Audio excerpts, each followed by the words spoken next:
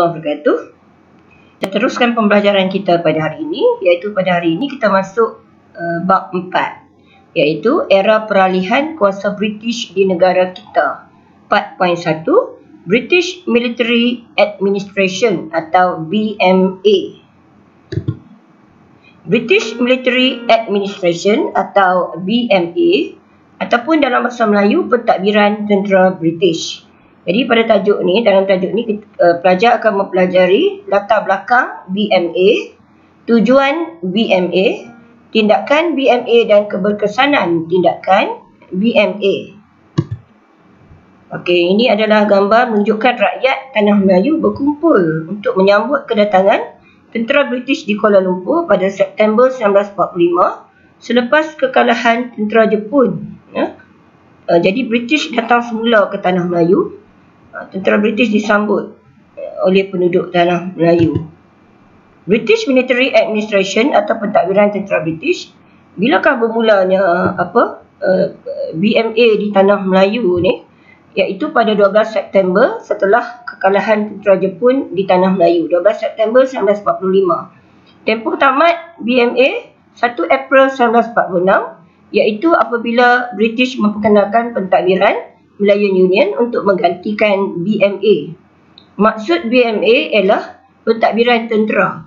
British Military Administration ni ialah pentadbiran tentera dan seluruh Tanah Melayu diletakkan di bawah pentadbiran tentera. Pegawai yang bertanggungjawab ialah Lord Mountbatten, iaitu pemerintah tertinggi tentera bersekutu di Asia Tenggara. Perancangan bagi hal ehwal awam pula dilakukan oleh Timbalan Ketua Pegawai Hal Ehwal Awam, iaitu Brigadier General H.C. Whelan. Tujuan BMA ialah untuk mengembalikan kestabilan di Tanah Melayu. Okey.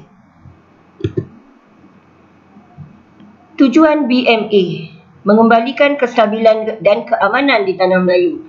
BMA berusaha untuk memulihkan keamanan dan kestabilan di Tanah Melayu dengan membubarkan pasukan Malayan People's Anti-Japanese Army (MPAJA) pada 1 Disember 1945. Jadi BMA telah mengarahkan semua senjata yang diberikan kepada MPAJA semasa pendudukan Jepun dahulu dikembalikan.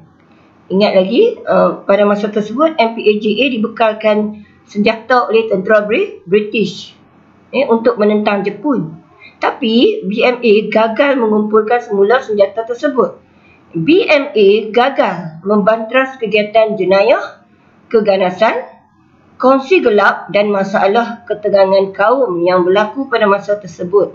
Jadi selepas sahaja kekalahan tentera Jepun, berlaku banyak kegiatan jenayah, keganasan, kongsi gelap dan masalah ketegangan kaum di Tanah Melayu. Tujuan BMA yang kedua ialah memulihkan kepercayaan rakyat. Semasa pendudukan Jepun, rakyat mengalami kesukaran hidup, iaitu bekalan makanan dan ubat-ubatan sukar didapati. Sekiranya ada bekalan makanan dan ubat-ubatan, harganya pula melambung tinggi, sangat mahal. Yang ketiga, wabak penyakit semakin merebak, terutamanya penyakit beri-beri. Ini penyakit beri-beri yang disebabkan oleh kekurangan zat makanan. Kebuluran berlaku di banyak tempat. Rakyat juga tidak mempunyai wang untuk membeli makanan. Kegiatan menyorok barang, amalan rasuah, peras ugut dan pasar gelap di Kuala Lumpur menjadi semakin tidak terkawal. Dan masalah ini berakar umbi sehingga gagal dibanteras oleh tentera BMA, British Military Administration. Kesengsaraan rakyat semasa zaman pendudukan Jepun. Rakyat yang hidup dalam penderitaan dan kesengsaraan akibat pemerintahan tentera Jepun berharap agar dapat diselamatkan oleh pentadbiran BMA. Oleh itu, BMA telah mengambil alih pentadbiran di Tanah Melayu bagi mengembalikan kepercayaan rakyat supaya menokong kepulangan British di negara ini. BMA juga berusaha untuk memulihkan kerosakan infrastruktur seperti jalan raya akibat bencana peperangan. Okey, ini adalah jadual yang menunjukkan peningkatan harga akibat kegiatan pasar gelap yang berlaku di tanah Melayu. Beras sebelum perang Disember 1941, beras 1 kati $0.06. Tapi dengan mata wang Jepun selepas perang tu dia 75 lah. Harganya telah meningkat. Begitu juga dengan barang keperluan lain lah. Okey. Tindakan yang telah diambil oleh BMA ialah melakukan pemulihan sosioekonomi. British berharap pemulihan sosioekonomi akan memulihkan kepercayaan rakyat.